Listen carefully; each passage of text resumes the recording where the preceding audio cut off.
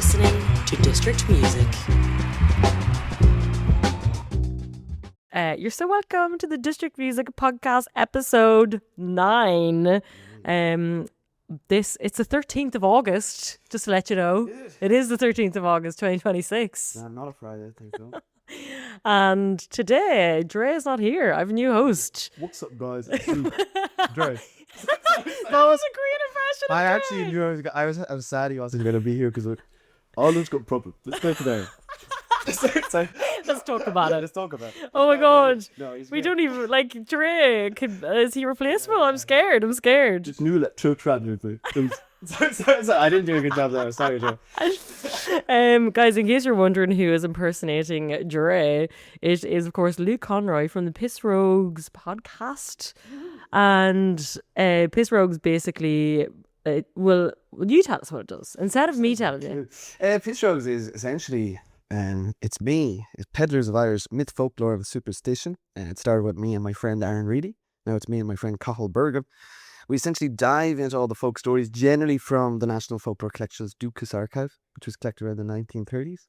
And as well as sort of gathering folk stories from sort of people in the know in the areas. The bit that excites me most is they went to all the schools. So it was really, I wish we could do it now. They more or less asked schools in Ireland, go find people in the know, your granny, the oldest person in the area, ask them stories about the area, everything from like what you cook to have you ever seen a fairy to like what games do you play, and then they write them all down. And what I really like about it is there's an element of like telephone or Chinese whispers in that it's a really young kid recording a really old person's story, so there's this kind of loss in translation. So that leaves it as well. None of us are experts that have ever done the podcast, so it's just more so people with a bit of an interest and kind of having a laugh at the, what do they call it, edutainment, as they say, or education. I love it. We love it. Sorry, before you go on, I actually meant to say these mics are so weird. You have to put this part. No. Yeah. No, but that's perfect. No. Sure, we've loads to get through. I'm glad I said it now, not the end. Get rid of it. No, but you can still hear yourself perfectly, but it's just like crisper. Do you know what I mean? Yeah. Okay, love that. I didn't know that that's where you get your stuff. Like that's very cool. we need to say it more. I've been doing this 6 years now. And I got rid of there's grace. I'm an old man, but I used to say it at the start of every episode that we get it from Dúchas, and then I've gotten so used to it now. It wasn't until Cathal joined, he was like, you have to start reminding people that, because instead you just tear into it and you're like, where did these stories come from? It just sounds like I'm saying them off the top of my head. But no, it's really fun. I just found it during COVID, these stories, and I was like, this is a great, like, it's like a little read along, it's the vibe I want to get is like, you know, when you're in secondary school and you and your classmate are told to like read through stuff and you start laughing, you're trying to learn the stuff, but you're also like making fun of the pictures. Yeah. That's the vibe. I love that. I love that. Well, I'm really excited to talk about what we're going to talk about today, because today we're going to talk all about Irish fairy folklore and music, because this is obviously the District Music Podcast. It's a music podcast. It is a music podcast. But like, do you think you got into all of this because of just going through that in lockdown, or did you have an interest in this kind of stuff beforehand? So very without, this is a music podcast, but to move away from the music for a second, yeah, I was always kind of intrigued by it. Without going, like, I think as a lot of us were in Ireland, I was raised in quite a religious family, and as a result, there was things that I didn't realize which are now religious, but definitely came from an older sort of folk origin. Particularly, my dad he's from Mayo, and he was always interested in the bigger sort of, would buy us like mythological books and that kind of stuff. But my family, my mum's side, there's a thing, particularly, it's around the country, but particularly in the likes of Cavan, even in Monaghan and different places. Up Monaghan. Folk cures. Do you have Cures? Yes, Mother Cure, like the different you could go to. So I remember when I was 16, and I always was like, I'm a very skeptical person. I was like, don't be doing that. I got shingles when I was like 16. And the next thing, it was so bad, they went and got the cure for me. And it was literally a brasso tin arrived into the house that had unsalted butter and drops of the guy's blood in it. It was a guy from Leitrim. No. And they rubbed it was all around my face, the shingles. So they rubbed it into my scalp, they rubbed it into my face. And it wasn't until they'd done it that they were like, now don't wash for 7 days. I remember it was so grim. I was like sitting around, I was meant to be in TY at the time. It was like my first week in TY. No. And I was just sitting at home. It just smelled of popcorn. It was terrible. And I can't tell you if it worked. So I was quite skeptical at the time, because I was like, it got better, but I think shingles just gets better on its own. There's nothing you can get for it. But long story short, years and years later, I had a wart that I had just gotten used to on my finger since I was like in first year. And I had gotten the whole medical frozen off and all that Yeah. sort of stuff. And I think the day after Stevens' day when I was in second or third year of college, my mum woke me up. I was hungover and she was like, I've booked a woman in. There's a woman in Cavan. She's going to cure your wart. And I was like, what?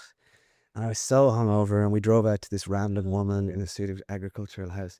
And she came out and I felt like my Debs because I was like going with a biscuit. You have to bring a biscuit in. That's the big thing. So for the cures, for the cures, you're not allowed to give them money, which I think is great. Because any sort of element I'd have of, oh, this is faith healing and it being maybe taking advantage of people that are ill or whatever. Instead, because the tradition is, no, you can't, like it's bad. It's a taboo to take money for it.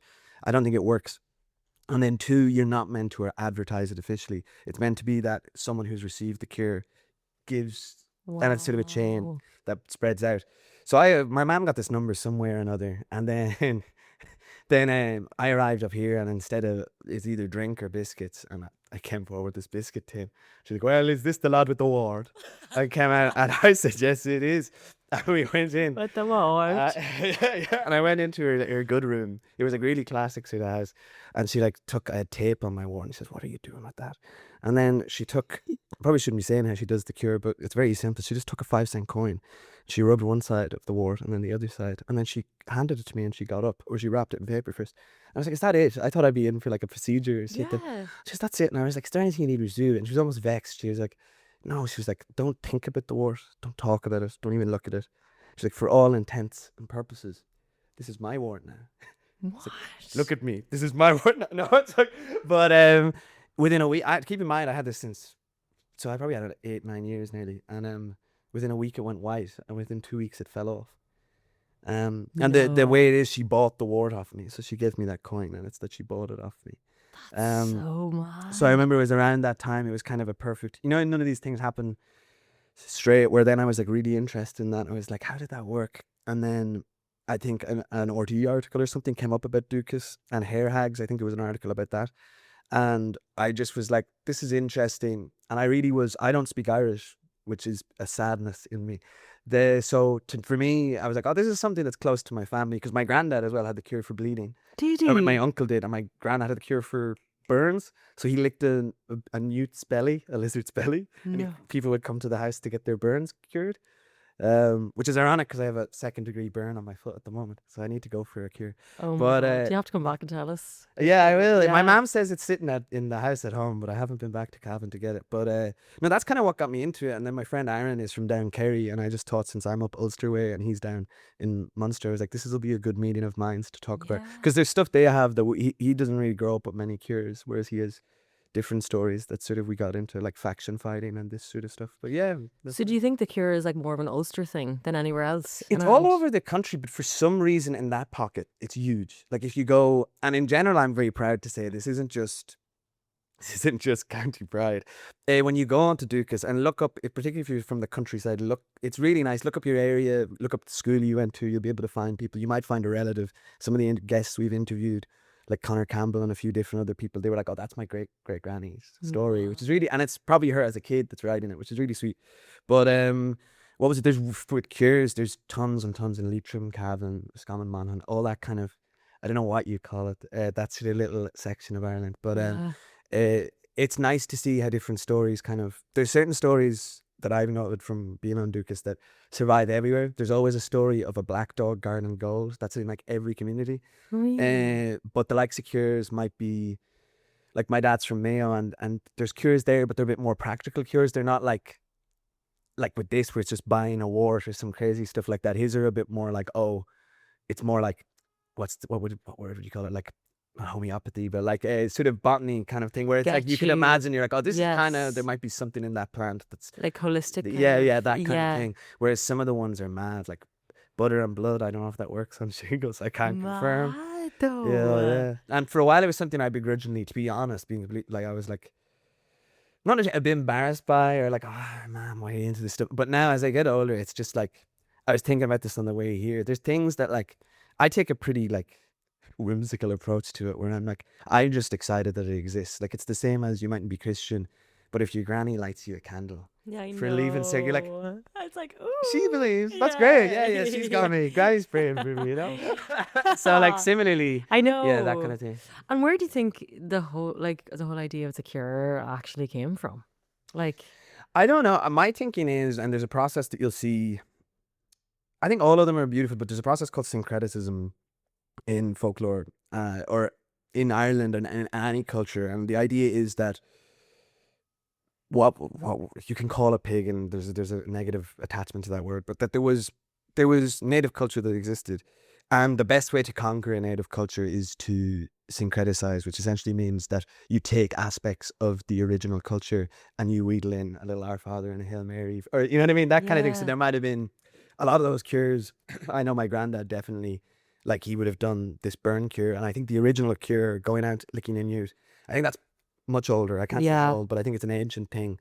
From wherever it comes from, I don't know. Some of them I think have intelligence behind them, and some of them are in a rationale, and some of them are just fanciful.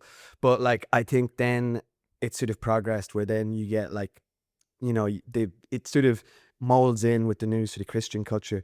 With cures, like, I know each one of them has a peculiar origin for whatever reason, and they're almost like they're in danger, definitely here in Ireland at this point. With the burn one, I know for certain, looking in with newts, like they used to call newts man eaters or something. There's a really weird, like, he's a man eater, but like something, a man crawler or something like that. And the legend with newts, Irish people used to say, don't fall asleep beside a river because a newt will crawl into your throat and live in there, and you have to eat really salty bacon to get it out. Like, really silly, but also they associate salamanders and newts with fire. So that there's just that association there. Wow. So for that reason, I suppose licking the belly of a newt, you're like, okay, they have something to do with fire. You've licked a newt, so now you can cure burns. There's that kind of weird thing. But it seems that, and then you have fun versions of it, like, you know, like, I know this latest episode we did was on blacksmiths, and there's this legend that if you steal the blacksmith's forge water, the forge water is a good cure for different things. But we were saying maybe it's because, you know, he's readily dipping sort of hot metal into it. It's very likely it like ironizes the water, and then there's maybe a quality to it. My phone. I'm sorry, I just got a call. but no. Similarly, like, it's mad stuff. Like, back in the day, there used to be. I'm sorry, I'm rambling now, but like, No, in it's Swanland great. Bar and different parts of Ireland, there used to be hotspots in Ireland of like, oh, go and get the good of the water, and people from the UK used to come over and use these baths. They were almost like spa baths, but they were just natural water. And we found out now since is that there'd be things like different earth metals in the water that would genuinely have been good for people with different ailments, whether it was rheumatism or obviously there's the story everyone talks about now where there's like Matt King Sweeney's sort of, I forget the name of it, but it's a lake and it turned out it had lithium in the water. No. So like, I don't know how these people figured this stuff out. Yeah. But with the wart one, I know for a fact now, like, there's been modern studies done, not in relation to cures specifically, but the likes of placebo is incredibly strong. Like, I think with warts, it has something crazy like 80% effectiveness. That if you do a process on a patient that has a wart, and you do just some sort of 1-2 skidoo with it, Yeah. if they believe it, even if they don't believe it, you can tell someone this is a placebo and it still works better than if you give them nothing. Wow. So a part of me, that's why I like to be ignorant to it, where I'm like, I prefer believing the magic of it. Or Yeah. for me, the big thing was the fact this woman from Cavan, who had nothing to do with me, was like thinking of me no more than my granny with the candle, where you're like, well, she believes, Yeah. and she's like taking this time out of her day and she's done this thing. So it felt like, I don't know, I suppose it kind of, There's a beauty in that. Like, isn't yeah, there? I think yeah. to use woo things, I think there's an intentionality in it, and it, for want of a better word, brings your soul towards the idea of getting over something. You know what I mean? Because sometimes you need that. Yeah. You do, 100%. Before we get into like music and fairy folklore and stuff, this may be a big question, but do you have like a favorite like mythological or folklore story overall? Like, if you were if you were to think of one that just is your favorite of all time. Do you want a music related one or just my favorite? Let's do both. Okay, perfect. So I'll do my favorite one, but it's just because it's from where I'm from. There's obviously, we all know Cuchulainn. Mm-hmm. But there was a guy, essentially the half brother, right hand man of Cuchulainn, called Conall, and he doesn't get as much shine. But I think if I were to ever I do writing and a bit of directing as well, but like, I think it's a story that needs to be like scene, because Cuchulainn is like the quintessential, like he's a demigod, like he's perfect, is the kind of thing. So there's literally the first story you see Conall Carnock in really is that there's a competition and it's like, who's the best hero? And there's three guys, and if Cuchulainn didn't exist, Conall Carnock would be the best at all these things. But just because Cuchulainn's there, it's like, who can lift the house the best? And Conall Carnock comes along, you can kind of lift it, but then Cuchulainn is like, lifts it with one finger. So he's very human, and I think for that reason he's quite relatable. Yeah. But essentially his story starts that he's from Ulster, and Ulster and Connacht have always had a rivalry in the Ulster cycle in mythology. And what was it? He's born, they bring him down to Connacht to be born. His mother comes down there. And it's purely, apparently Connacht has great healthcare, which is because they come down with the healthcare. Love it. And, yeah, so they come down and he's about to be born, and a cousin who's on the Connacht side says to the woman, like, don't worry, he's like, I'm going to mind this kid. Like, he's going to be the best. La, la, la, la. You know, I'm his guardian. And Conall is born, and a seer is brought in, like a wise woman is brought in to say, you know, to predict his future. And she goes like, oh, this guy's going to be very famous. And they're like, oh, really? Really? Yeah. And he was like, oh, yeah, he's going to be an incredible warrior. And all of them in the room are like, this is great. This is great. And he goes, yeah, he's going to kill half the men of Connacht. And they're in Connacht at that present time. So everyone's like, Shit. what? So then the mother has just had a baby, so she used to go rest. And then the baby is left to rest as well. And your man is meant to guard them. But it's obviously swirling through his head that, like, this person's going to kill half the people that are here now. So he makes the decision. He picks up the baby in a moment of, like, I suppose, madness, and goes over to the fire, and he's intending on breaking its neck. But he snaps the baby's neck, but the baby doesn't die, and it starts to cry. And I think in some stories he tries to put it in the fire then. But as a result, everyone rushes in and goes, you monster, like, why would you do that to a baby? That's horrific, whatever. And Conall Carnock's brought back up to Ulster, and from then probably has a very bad opinion of Connacht people. But as a result, he's got allegedly one blind eye, he's got a crooked neck, he's got a burn on the side of his face. So he's immediately marred from the start of his existence. And eventually, fast forward, there's tons of incredible stories that happens with him. But I like is towards the end of his life, he has a really bad disease. He has, I think some modern interpretations say he might have had leprosy. And the only place he can think to go is down to Connacht, because they have great healthcare down there. They get down there. And what was it, when he arrives, he meets Queen Maeve, and she's in a strop, she's getting angry, and he's like, what's wrong? She's like, oh, Lil, her husband, the king, he's cheating on me in a bush or a thatched house or a bush, that we don't know what the translation is, with some young one. And Conall Carnock said, well, I actually have beef with him, so I'd love the chance to get a stab at him. And Queen Maeve is like, whatever you want to do, he's in that thatched column, whatever. So he climbs up on top of the thatch with a spear, and in the middle of the act, he stabs him. No. And then Alila is like, who the hell did that? What the hell? And he essentially says, you have until I bleed out to get out of Connacht, or all the men of Connacht are coming for you. And whatever, an ailing, leprosy-ridden Conall Carnock gets on his horse. And he rides his horse, and all the men of Connacht are after him. And eventually he's at the border, essentially. He's nearly there. And there's this thing in Irish folk, in mythology, called a geish. It's like a taboo, it's a promise. And essentially, heroes like Cuchulainn or Conall Carnock would either make a gate or it would be put on them, where the idea is, they'll say, like, Cuchulainn has a big one, which is like, as long as I live, I'll never eat the meat of a dog, which is just a very, you think, easy to follow. But It's like, I'd like to think so. Yeah, but Conall Carnock is not meant to pass a river at like a unnatural point. And I'll skip why, but eventually he gets to a river and he realizes, fuck, I'm in an unnatural point of the river. Like it's been lowered by men in some way.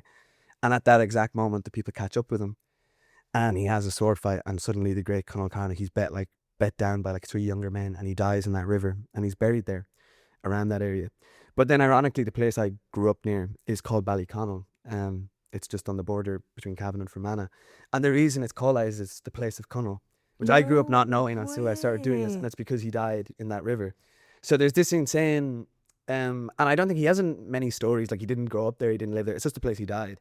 But like, I think, you know, I think for me, the reason I would encourage people to do the likes of this, you grow up in Ireland or in a small place and you go, oh, everything's boring, there's nothing happening here. But you're like, it's your kind of job. If you dig down, everything is exciting. There's like stories and everything. And if it's boring little hamlet now, maybe however many thousands of years ago, something really exciting happened, you know. That's But that's my favorite cool. story, just because it's local to where I'm Of course. Yeah. That's so interesting. Yeah, yeah. Ballyconnell. Like, there you go. There you go. Because I've heard of that place so many times in my life, and now I know why it's called that. Yeah, and people from there, it was a privilege. Like I went home and I was telling some of the lads from back home that story, and we're like, we had no idea. Yeah. There's a part of the restaurant in the Sleeve Russell Hotel that's there. It's called the Connell Carnock, and everyone was like, I had no idea why. Mad.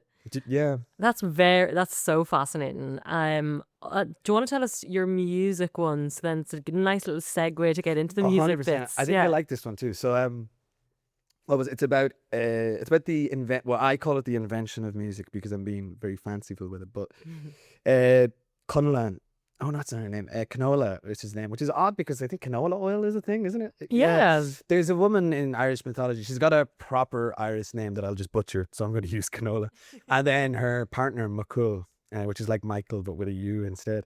But they're a couple, and in this story there's different variations of it as there is. I'm going to tell my one rather than the purest one, where essentially they're having an argument. In versions I've heard it's about that he's going to go to battle or something, but this couple that are madly in love, they have a huge argument, and she's upset. She has to go off to the beach. She's like, I'm not sleeping with you tonight, I'm going.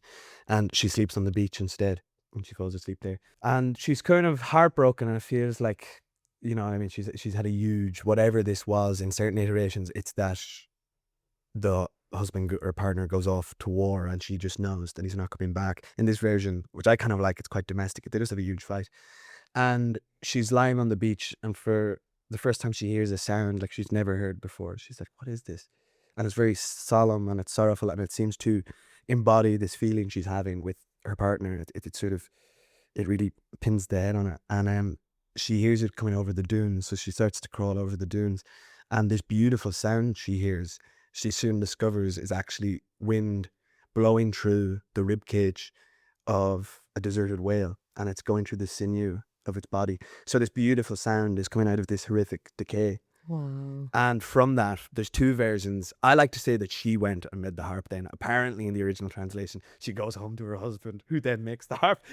But I like to say, no, it was her. But as a result, she's called the goddess of music and inspiration. There's a few of those in the Irish pantheon. But I just really like this idea. I think it's a beautiful metaphor, considering, like, fast forward to today, most people's music, you only have to look, is about heartbreak or is about love or whatever.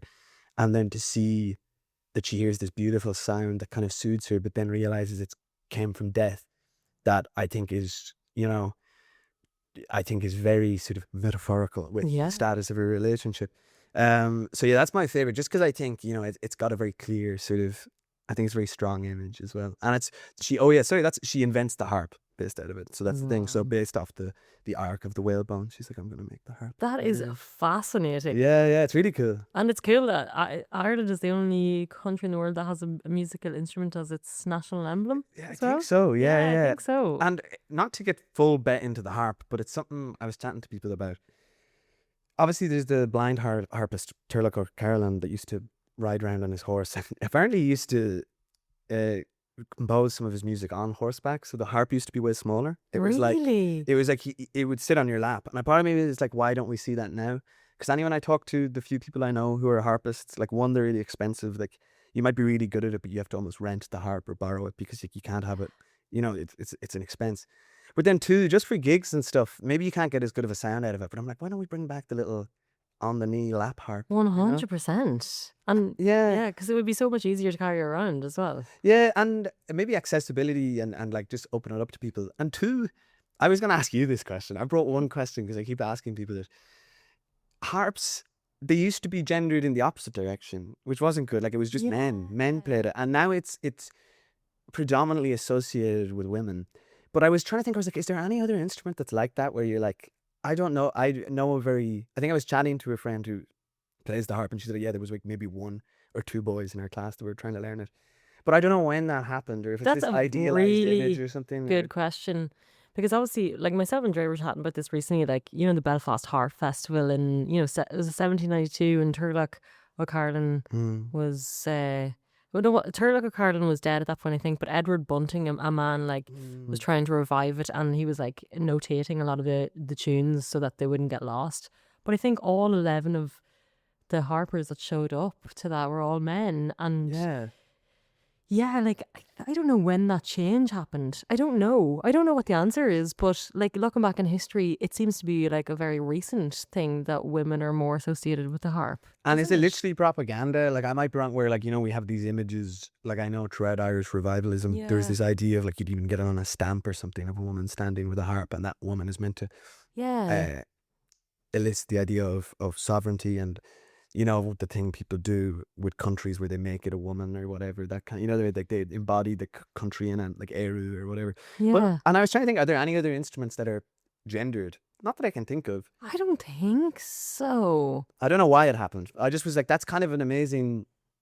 and I don't know when that flip was, or maybe at that time were there probably plenty of women playing the harp, but they weren't invited to this festival because sexism or Maybe. whatever. And then I'm like, obviously, you know, with the Free State in 1922, like when the harp became the national symbol, did the change start to happen around then? Just the way it was like advertised, or like, you know, Maybe, what I mean? I think so, because there was obviously a go of like, this is what we are as a country now, this is what we do. And then before that, maybe the big timer was going to change. You probably covered it in the one about Belfast Festival. The way, obviously, during penal times, they were more or less headhunting harpists, like, and killing them. Which is Crazy, insane. isn't it? Yeah. It's mad. I couldn't, Yeah, I'm trying to think, like, are uilleann pipes would... I feel like there needs to be more women that play the uilleann I pipes. think so. You know? Because I love seeing a woman playing the uilleann pipes. Have you like, seen, what's her name? She's from Scotland, Bridget. Can I get her name up? Do, I saw her please. open here maybe, bygone years, 2 years ago maybe. But she's class. And she's a female. I think it's an uilleann pipe. But is that her name there? I'll have to. Sorry about No, this. we'll get it. Throw it up on the screen. Yeah. In the Yeah. comments. Yeah. Come on. Yeah, leave a comment down below. How did I fuck up? Tell me every way of this episode. But no, you can get a grant at the moment to play it to. I don't know if it still exists, but there's a grant to. It'll fund your uilleann pipes and then some lessons. Stop. Yeah. Oh my God. Get in, me and you in here too. I am mad. I'm mad. Because, like, I don't think I'd be good at, like, wind instruments. I don't think I have great lung capacity. So that's why but it's bellows. So that's perfect. Yeah. Just get one of the arms Yeah, pumped. you're like Popeye in one arm. That's class. Start eating all the spinach now as well. But no, definitely. And apparently from reading, I read in advance of this episode, you'd be very happy to hear. A lot of the stories I've read, like pipes, fiddles and tin whistles were the main thing you'd see in sort of Céilís in Irish households. Yeah. But ironically, humming was huge. Humming, which is a lost art. A weird thing, me and Aaron did an episode on music ages ago. And everyone like mourns the loss of, you know, music today. You know, people ask you now, can you play music? Like, no, I can't play an instrument. Apparently it would just be the best thing that people love to see is like, we'd be all in a house now and we'd all know the tune and it'd be like, and they said the sound you would get out of a pile of people humming the tune was better to dance to than the instruments. A lot of people in Dúchas say that. They're like, the instruments are good, but they're like, there's nothing better than dancing to like a pile of, like, Lilting, of course, as well. But I found that very surprising. So surprising. Yeah. And also, I can forget, my brain's not working today, but you know, what's the word for it? Is that Lilting? Lilting, isn't it? Yeah. Why is my brain gone blank today? Oh, look, you're looking. Well, actually, no. This will be after altogether now. Yeah. I will like, edit point. But you're Colin, mentally. I am edit not it. here. I am not here. Yeah, Lilting, because they were like in Edwardian times, they banned the use of Irish instruments, and Irish music. So then they started lilting and humming to replicate the instruments as well. It's fascinating. No, it's so cool, and there's so much. I was trying to find it in advance, but I couldn't. I watched a documentary where it was on about how little we travelled back in the day, or most people, that like somewhere down in Munster, the difference, there's like a reel or a jig that's common to one area, and it's just that if you go on a map now, you can see, well, a pile of hills block them from that side. No a river blocks them way. from that side. So it's like everywhere around them does one kind of reel, and in their little specific area they do They're just own unique thing. It's fascinating Nice. because Ireland's just such a small country, but even like, you know, dialects and accents are the same thing. There's just so many for such a small country. I don't want to isn't see there? them go either. I I feel like know. I don't know, but you know yourself, like it's just I sound like an old man now. It's only like it's like the Nickelodeon accent with kids now, or like that's probably even outdated, or just like YouTube voice where you're like, oh no, I want you to have a little fucking Yeah. way. Well, I'm from Cavan. Yeah, I'm 4 years old I'm and I know 4 Fortnite. I love Fortnite. I have a little niece and nephew, and I'm loving hearing their Monaghan accents coming out. Like one night, they're called Luna and Dannon. So such cute, such little cuties. But Luna was singing in her bed one night, and you could just hear her singing, "The wheels on the bus go round and round," and then she's like, "All trade time." Time. And I was like, she's gonna be a little Monaghan woman. But I think that's a good place just to take a little quick break before we come back and just dive right into more music stuff. Music. This is a music podcast. Guys, just in case you don't know, this podcast is actually about music. You wouldn't know from me going, well, there's blood and butter. And How many times have we said the word music, I wonder? I hope a bit. We love music. Okay, we're right back after this. Okay, welcome back to the District Music Podcast. Why am I being territorial over music? Is it? Because you're dead right. You're not going to have me sullying the name of the District Music Podcast with my... You've a wealth of musical knowledge. It's great. I promise. Yeah, You do. But say the likes of Tua de Danann and like honestly just like fairy folklore in general, what is music just like bound up with all of that in general? Is that part of their 100%. essence? Or yeah, tell me more I about think that. what's funny about music in relation to fairy stuff is often you don't...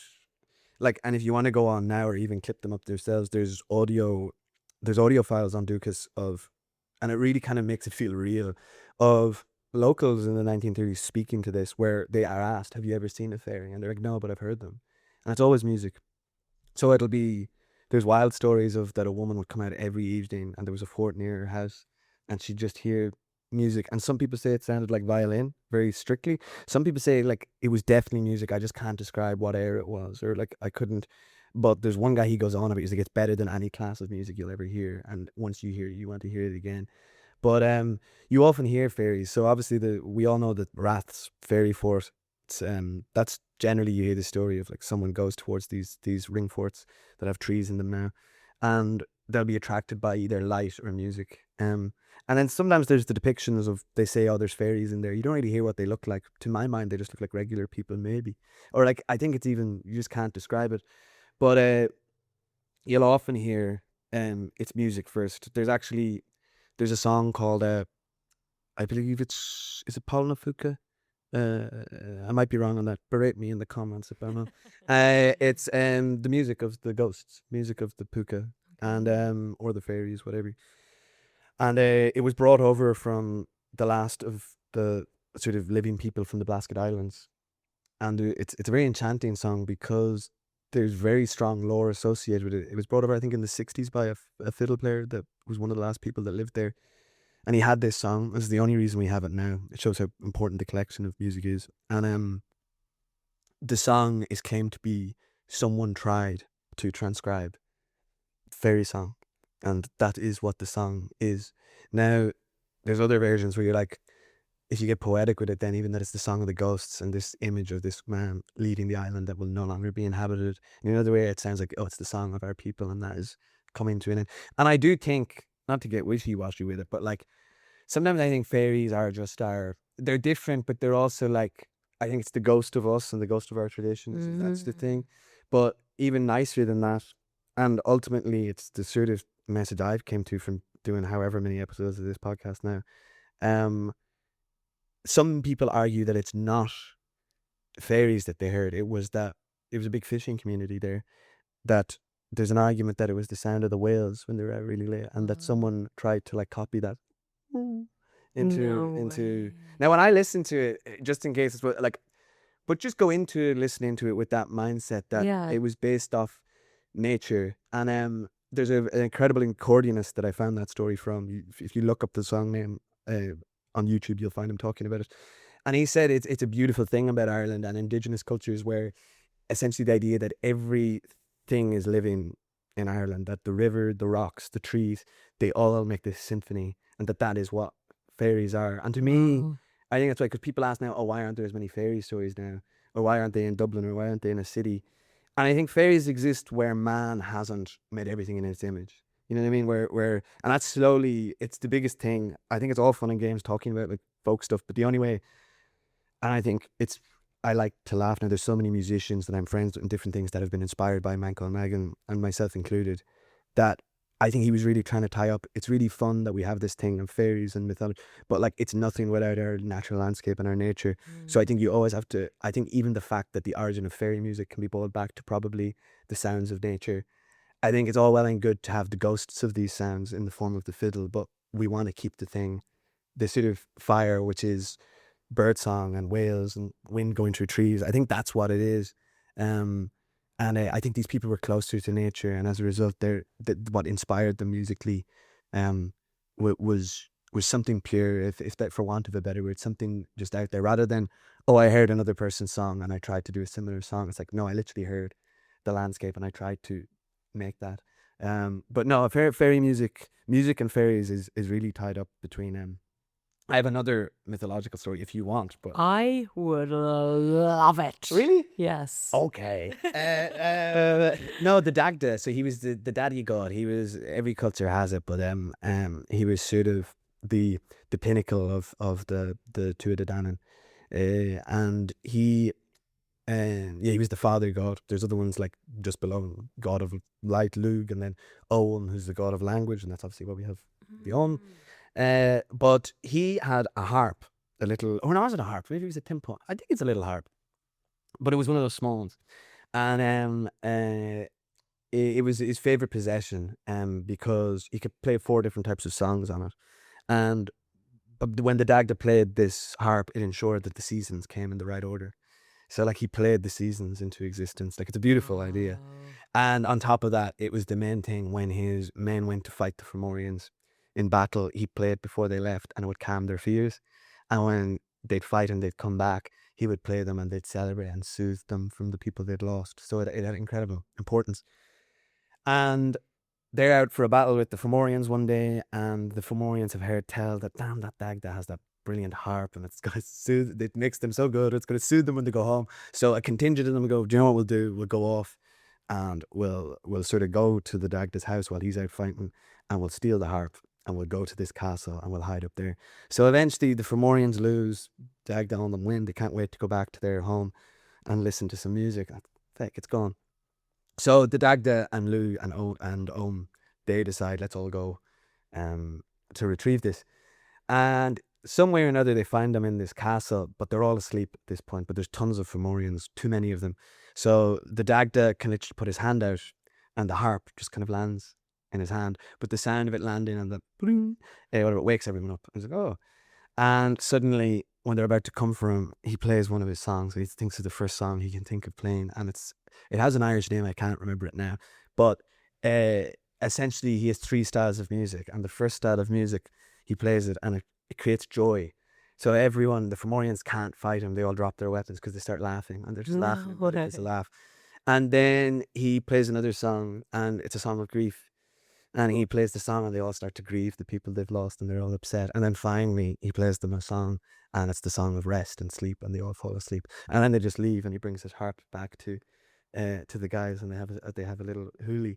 But it's a lovely story, and I think as well it just embodies. Sometimes people go, oh, what is it? To me, once again, it's the personification of what about mattered to people at that time, which was, if you were going into battle, this idea of like, oh, it calms me, or if you come back, it soothes me, or it helps me. Like we all know and look at like singers like Rosh who've brought the sort of keening songs back into existence. Music as a way to channel grief or to channel joy, these base human emotions. It's emotion is our human nature, so no more than it being based off the landscape, it's also based off that. But I really like that story just because I think it pins why we listen to music, the core still now today, and this idea of the seasons changing with it it's very fun. Obviously we talked about like fairies there that were kind of, it's like reminding people of nature and the nature signs. They were soothing them going into battle. Are fairies always good? Or are there some bad I think they're fairies? indifferent to us, which is great. Okay. I don't think you should believe that, and I don't want to speak on their behalf. That's the big thing. But like Yeah. some people don't even like to say them. The proper lore back in the day was you say the other crowd or you say the other people, and you don't call them fairies. You don't call them they she because it's meant to be bad juju. It's bad. Oh, But that's the thing of I think if someone curses you, the main thing that I've learned is if someone curses you, the worst thing you can do is accept the curse. As silly as it sounds, you have to be like, and even that, not even like, this is like even you going like, no, I don't, being resistant to you, like, oh, you're letting it get to you. But if you're like, yeah. so like anytime I've never had, and maybe I'll rue the day, but like growing up, I used to hang around lots. I used to hang around fairy forts full time. I know, but I'd be around them, and I was like, I think if you treat with them respect, I think if you go into them even with like fear, a respectful fear, I don't think is right. Even I think like they'll smell that weakness off you. In my embodiment of what the fairies are, I think they're kind of omniscient, if that makes sense. And like there's lovely to give examples on Dúchas. There's equal amounts of stories of people hearing fairy music and arriving and having a hoolie with the fairies, and then eventually. One I read in advance to come in here, he goes and he has a big sing song with the fairies, having a great crack, and then eventually they offer him drink. And a huge thing is you never accept food or drink off the fairies or anything. Really? I think it just takes you into their realm. Then, as silly as it sounds, you've imbibed in or eaten something that's not of your world.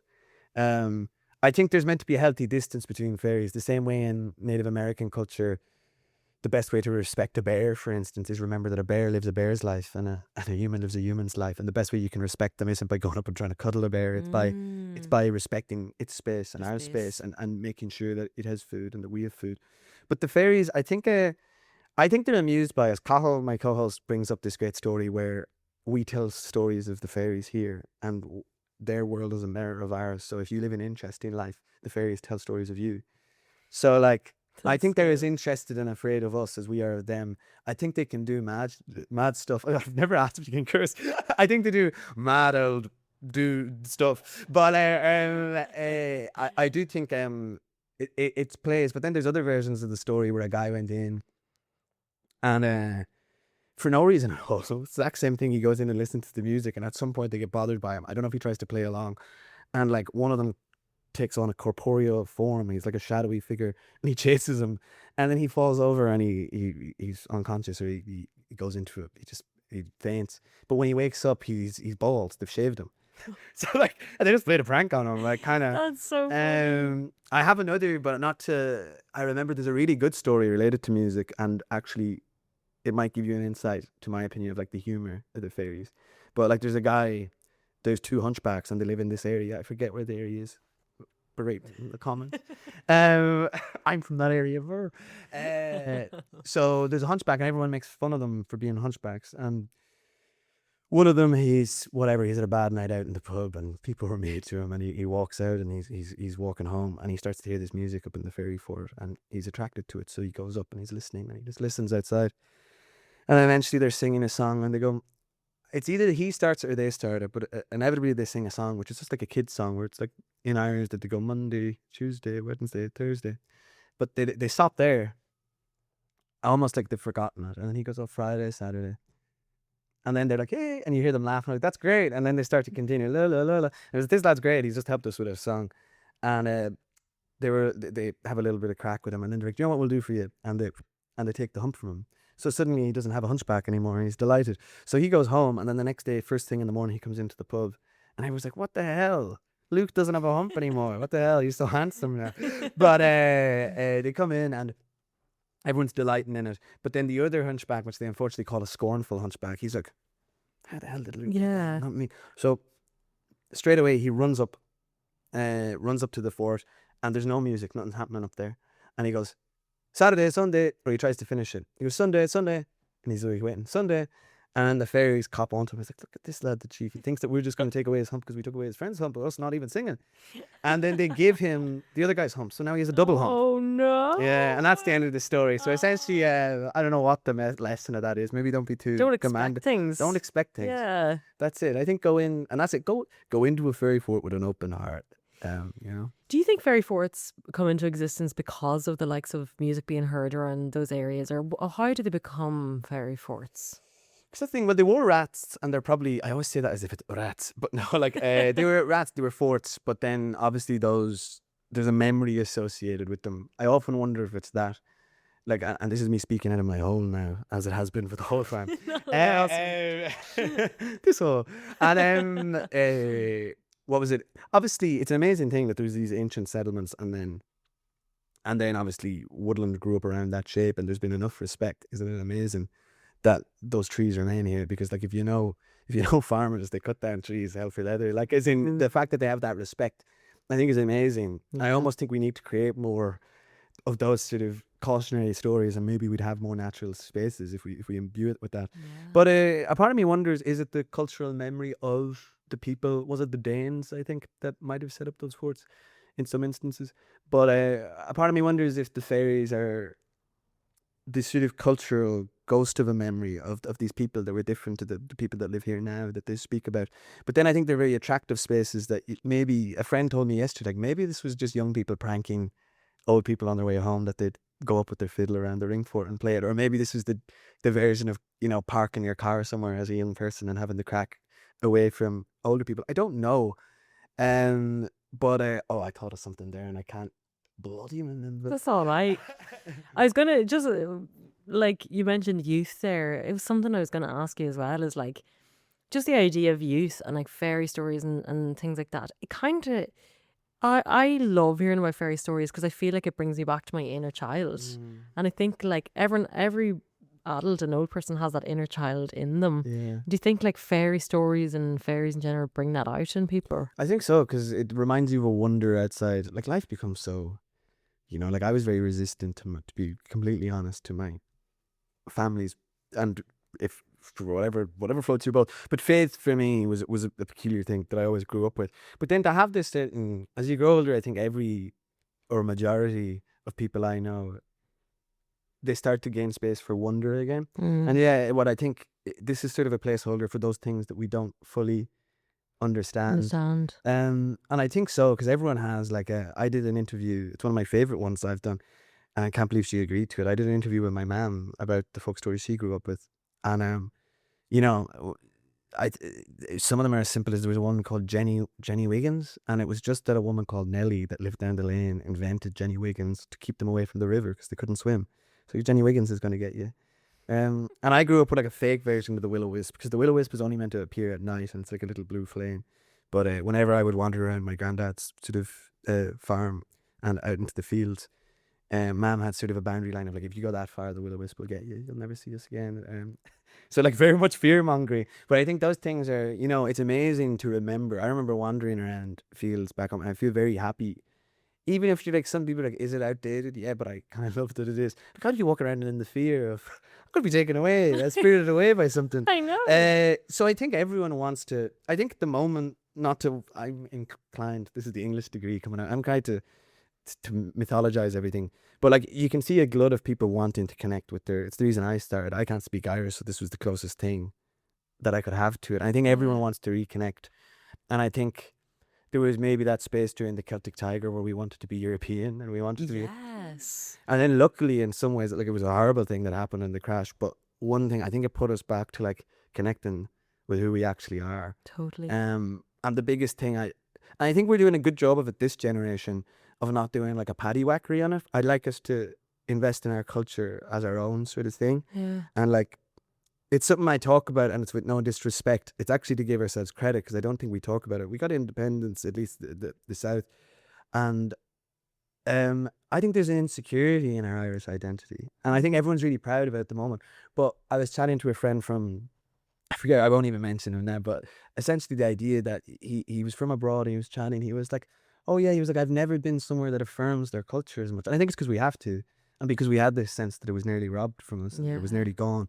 But as a result, I think we're coming, what I'd like to see in like stories and in music and in different things. And I think you can see it. There's a playfulness with it. Instead of like, I think the fact things existed like, and they were like revolutionary for their time, and still, I'm listening to their tunes now, but like Planksty and different people and Andy Irvine and Paul Brady, that now we have this confidence that you're seeing people like like a Rush or like a Rory Sweeney or like a Pippin Maloney that are all like using this idea, and they're not held like me making. I like and hip hop stuff where it's like I am Irish and I'm making music, Yeah. and that is Irish music. It doesn't have to be, and the people who decide to tap in to the deepest roots of it, like let's say the harpist Alana Thornburg, I really liked her album last year, but she made a whole album based off folk stories from her area in Mayo and also She's Dúchas. amazing. Yeah. And then similarly, then you go the other end of the spectrum. You have Rory Sweeney, who I know has a deep love of Irish mythology, but it mightn't be immediate if you played it to a traditional trad person. Their head might blow up.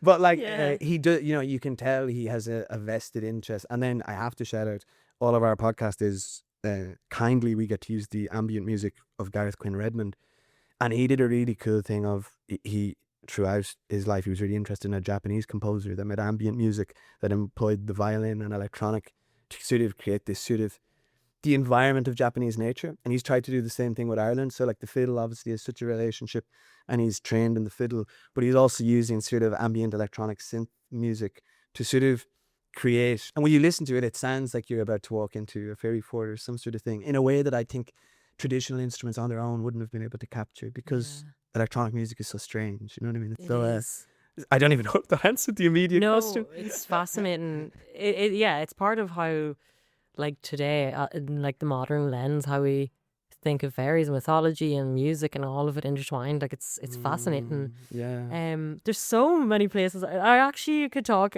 There's like so many things I want to ask. But anyway, I think we should take a quick break, and after this, come right back with another. Don't go anywhere. Don't change your channel. Do not You're listening to District Music. go anywhere.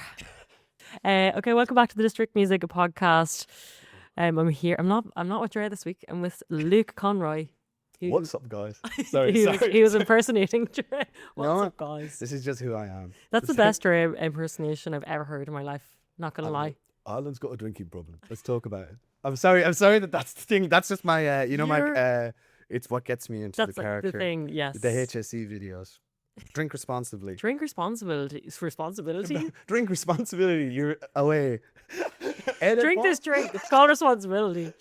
We kind of talked there about, your personal experience with faith and how, mythology and folklore have now become like your newfound faith in a way. In a way, yeah. How do you think the Christianity and the church changed the whole paganism and folklore aspect of all of this? It's a good question. Like, what's funny is at one point, because we were left to our own devices, we're a wee island, there was a time, and maybe I'm romanticizing it a bit, but like there was a time where Ireland's Christianity developed as a force of its own, because we weren't really tied to the papacy, as they call it, the Roman, and I think that's when a lot of our own tradition started to get, like, there was this thing that was known about Ireland, even though it had a really strong Christian identity. There was a point, I forget when, where the Vatican were like, someone needs to go over and whip Ireland into shape, because it's not reflecting Christianity at all at the moment. Like, it's got all its own, like, there's mad, like the way stories about like Conor Carnock that I told there's a version of that where he avenges Cuchulainn, and by avenging Cuchulainn he also gets wind in his ear. He's like, Jesus has just like the exact moment that Cuchulainn dies, like, a man in Nazareth has been crucified, or in Bethlehem, whatever. And like that's it's so funny. You can kind of tell when the syncretism happens, because you're like, the story's going normal. It's the same as I bet when you were a kid you got told the one with the children of Lear, or there's a version of the Tune and Oak story where at the end it's like, oh, then he went and he visited St. Patrick, and St. Patrick allowed him to die. I heard that one. Yeah, I did. So for a while I have complicated, like, I think there's a desire to want to avoid Christianity in our history, but the reality is it took up so much of it, and it doesn't really reflect. It's a different version of Christianity today. I think it would be a fool's errand to outwardly avoid it, because I think a lot of the reason, Book of Kells, etc., it's how we even find the nodal points of our earlier history. And not to say I'm very against people adopting, like, if you want to say this yourself, but me personally, like, I don't want to. I'm a pagan. I don't like that kind of I don't like swapping one dogma for another dogma, particularly when we don't really understand. Where, like, yes, there was some beautiful elements of it. Like there was things that we wouldn't have been able to do under the sort of thumb of Christianity. But there was also like it was a very violent time, and like as in it's not to like everyone is fallible. I don't want to. It's very easy to look back wistfully at the past, and particularly a mythologized past, and go, Jesus, that would have been unreal crack. Or like there are stories of women having better rights back in the day, but also stories of absolute like awful barbarism against women back in the day too. Yeah. So it's something to be.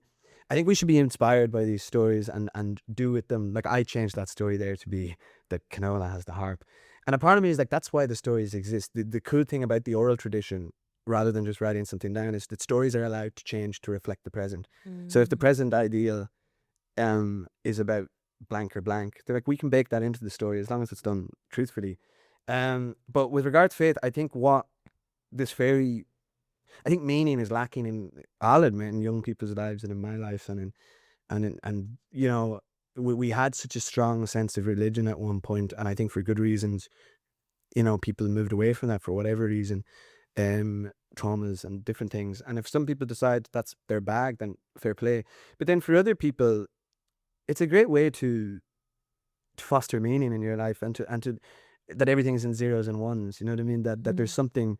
And me, it's a cop-out answer, but I believe in the great mystery of life. Like, I don't know what's happening. And I know this is a very heady conversation, but like, I just think it's really important for people to have some sort of thing that, and particularly what I like about mythology, it's a time untouched by colonialism, that like, to me, it gives this idea. So rather than, it's really important to remember the times that we were in periods of famine and there was grass coming out of our mouths, or like there was periods of martyrdom and then martyrdom on top of martyrdom, to remember a time, even if it's a mythology, of someone like a Chulainn or a Queen Maeve that are in their power, you know what I mean, and like completely sovereign.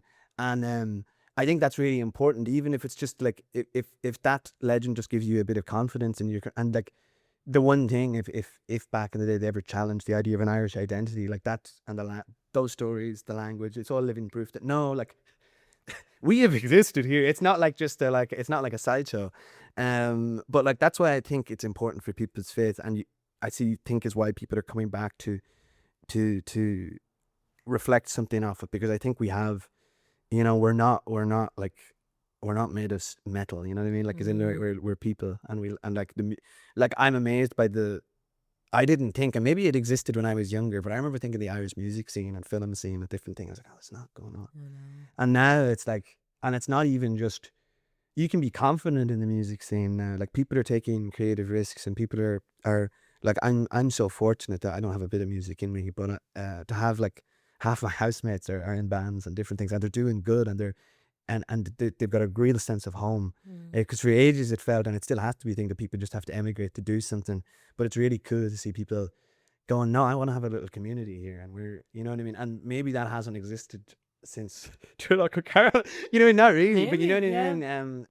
It's really cool to see, yeah. Just to finish up, like, that whole idea of identity and reclaiming identity, and all of the amazing artists that you mentioned there, like Roche and Rory Sweeney and Alana Thornburg, what do you think the future holds in terms of just our outlook in mythology and folklore and music combined? Well, I think we have to remember, because that's what excites me most, and maybe eventually I'd love it to be a project that we that I'd love to undertake or something, is that for these people at the time, folklore wasn't like, some of it's like them looking back, but folklore was in the present. Like, so that you and I having this conversation now, this recording will be deemed, maybe not, but like a piece of, folklore. Yeah. And as a result, I think like I don't know how to describe it, but I do roll my eyes when there's stuff that's very paddywhackery, where it's like, I'm going to do a song about I don't know who. Come on, and he's riding through the fields, and it's incredible. And just have a confidence of like, if it comes out, it comes out, and you can be clever with it, and don't be afraid to, like, if you feel like if you're Irish or whatever, and you feel like you're doing an impersonation of an Irish person doing it, that's probably not the right answer. Whereas instead, if it comes, and maybe not, it'll there's this idea in the poets, the Irish Philly things of it, I forget, I'm going to butcher the Irish word, imbas foroni or something. It's the idea of divine inspiration, and just sitting beside a tree or something, and something comes to you. Like, it does happen. But I did an example, and I don't know if this is such answers to your question, but like, there's that idea I went through of drawing from the well. Like we have a huge well of culture here, and whether you decide to use a drop from that well, whether you decide to use the whole bucket, or if you decide to look at the well and cast your eyes off and do something completely different, you're adding to that well. And I'd like people to know that like you are folklore, and the reason I feel I can do it without having a degree in it or anything like that is that I'm a person, and lore is just a story. Yeah. So like I think we're all. I think it's real people's history, and it's imbued with this. Like an example I'll give, and I want to get his name right because I think he doesn't get enough credit. On the National Folklore Collection, there's a guy called Tom Munnelly, and he went around, and I think some of it was in his free time, even though he worked for the National Folklore Collection. He went to everywhere around the country just looking for songs, and you can go through. He has something like he collected 2020, some crazy, like 1,500 recordings up in the, I want to get this exact, 20,000 songs. Wow. In his free time. He was just obsessed with it. And, you know, he did it at a time where no more than that Belfast thing, it could have all been lost. And what was it? Some of them when you go through, and that's what I love about it. That's what I love about it. I love the bad stuff. Like, as in, you go in and it's an old woman and she doesn't have a tune in her head. And but I love it. And I know. And I love that she got a chance to tell her story and tell her song. And someone could come along and go, Jesus, I'm Rachel Mae Hannon. And like, I like that song. She sang it a bit, whatever, but I can repurpose it, you know. And similarly, there was a guy, I think it's John Riley was his name. And he happened to stumble at a flat in, I think it was he's from Leitrim, Roscommon. And he was a member of the travelling community. And a huge thing with Irish folklore and mythology, a lot of it was carried through by the travelling community, and I don't think they get a seat at the table enough in the fact that, you know what I mean? I think they're the bastions of that. But John, he has a wonder. So I was running through these audio files for ages trying to find, and usually you're like, oh, the songs are cool, but they're a bit old, they're a bit whatever. And suddenly this youngish voice, John, comes on, and he's got the most beautiful voice. Like, I'll send it to you after. Please, don't you? And we can insert it into the podcast as well. And I think it's the origin, as far as I can tell, because I think they'd be hip to it, of course, to it. Lankam's name, he sings a song called False Lankum, which is obviously the title of and I'm pretty sure they have the song maybe on their album, False Lankum. But it's this haunting song, and I can't really understand the full meaning of Beware False Lankum. I think it's this fake person. I don't know if it's a fairy person or what if it is. But he does it's a haunting rendition of that, and you can tell it's just in his house. You can hear his baby crying in the background, and at some point he gives a little laugh when the baby cries, and he's just got this seamless. I wish to have the ease he has in doing things, because you forget that we're so used to, we make music to record it now. Back in the day, people just made music. So this guy is singing, and like this contraption is brought into the room. Oh, the Lord and his lady, they went walking one day. Said the Lord to his lady. And he doesn't have any, you know, it might as well be a fucking, I don't know what. He's furniture. Yeah. So he's singing in this way. And as a result of that song and others, I want to get the exact ones. You know the Well Below the Valley. He's the one reason that song hadn't been recorded in 150 years until he sang it. And then Tom Munnelly showed it to Christy Moore, who showed it to Planksty, and they made that song. Sinead O'Connor, Lord Baker, was recorded by, it was originally, she found it through Tom Munnelly, who found it through John Riley. And unfortunately, between poor health and alcohol, John died at quite a young age. But it's amazing that just, I think these huge bastions of Irish music and culture, it comes from a guy from the travelling community in his house who just sang songs, and he never got money for it, he never got anything for it. But like, it's the most pure rendition. And as silly as it sounds, no more than us talking about nature and whatever, what I'd like to remind people is, like, it's just an amazing fact that music just used to be a thing we did not to record. Like, I love musicians that play around with the recording process a whole bunch. But like, there's an Irish director, Paul Dewan, and he has a documentary, and I want to get the name of it, but it's Something Shines. But essentially the idea is he found this guy, it's called While You Live Shine. He found a guy from America who was obsessed with the idea of pure music, of music that hadn't been corrupted by recording. So he was like the exact same thing the National Folklore Collection did, where he wanted to find recordings where the person wasn't inherently aware they were being recorded. And it took him to a little, I forget where, in the middle of nowhere, where there's a country that still has very little electronics, and he just wants to hear music that hasn't been adulterated by his master's voice, as they call it, that kind of thing.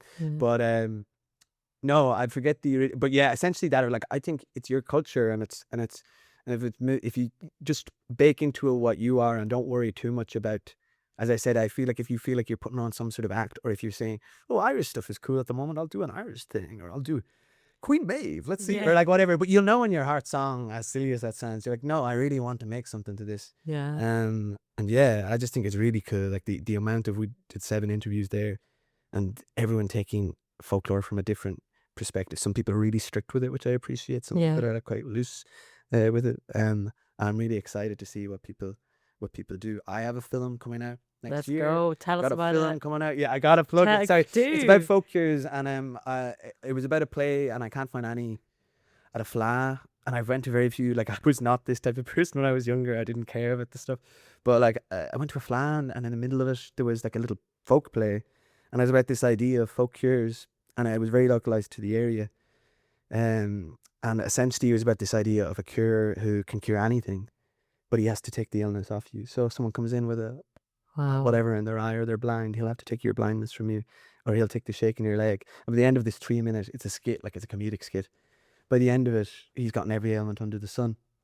And it was a comedy 3-minute skit, but I wanted to approach, I've long wanted to do something about cures, just with my family particularly.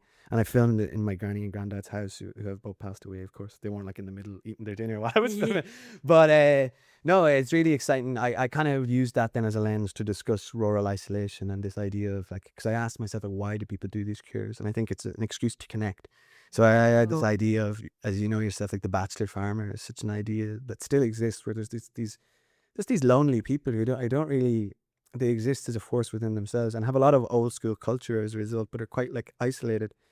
And maybe it's sort of fearful of people. So I just kind of used this idea of the folk cure as both a way to connect, but also maybe he fears connection because it feels like someone's going to take something from him in the process. So I kind of used it around, it deals with some heavy topics, but it has a nice ending. And Seamus O'Rourke, the Leitrim-based actor, was kind enough to act in it. And we have a class team of people from all over the country. And amazing. Yeah, I'm really excited to. It still has to be edited and all that, but I had to plug it. I love this. And so where can people stay tuned for when Stay tuned. Follow Pisrógs podcast. If you want to follow my personal and see my shenanigans, Lucas_usual. We have a page as well for the film. We aren't really doing anything with it yet. A Cure for Loneliness is the name of the film, by the way. When it comes out, I'll drop the name there. But A Cure for Loneliness. A Cure for Loneliness. That's a really cool way to look at it, because it's like, and the guy, it's like, does he want connection? Does he want to stay away from people? Are they connected? That's the thing. Then it's what's funny about it is I wanted to steer away from folk horror because like that's a big thing. And really it's like a drama that just so happens that the main character has this peculiar ability. But otherwise it's just the middle of nowhere in Cavan from where I'm from. And I'm really excited for it. It's been something I worked on for a really long time. And I've written bits of scripts, but it's the first time I've directed something. So I'm just kind of like, hell yeah. Yeah, it'll be good. You should shout about it. I'm so excited. I can already tell it's going to be amazing because, Luke, you are a wealth of knowledge. I'm a sponge. So you are. I know I've said this about 3 times already, but I actually could talk to you for hours. Like, I love this so much. And yeah, will you come back again on the podcast? Absolutely. I want to meet my brother. No, it's so good. Sorry, that wasn't a good one. It sounded like Loyal Garner there. Yeah. Sorry. Yeah, apologies. Good. No, thank you so much. And you heard the guy. If you want to follow Luke on Instagram, it's Pisrógs podcast, and then you've shouted out your personal one there as well. And the film one is already look out for A Cure for Loneliness, but I'll be posting on it plenty on the. Luckily, I had my cake and eat it, where like I'm just going to be able to, on Pisrógs listeners are going to have to get used to me mad promoting this film. Why not? Yeah, you'll be interested in it. But no, do follow, listen, check out Dúchas. If you have stories that you think I'd be interested in, we've received some really funny stories of people who got cures when they were kids. So I'd love to do more of that. And I want to make a little community and hear what art you make out of the stories that we find. So yeah. Oh my God, amazing. I'm so excited for you. I'm excited for you. Luke, thank you so much. Hopefully see you very soon. See you guys. Bye. See you. Bye. Pretends to walk out. They've changed me here. You're listening to District Music.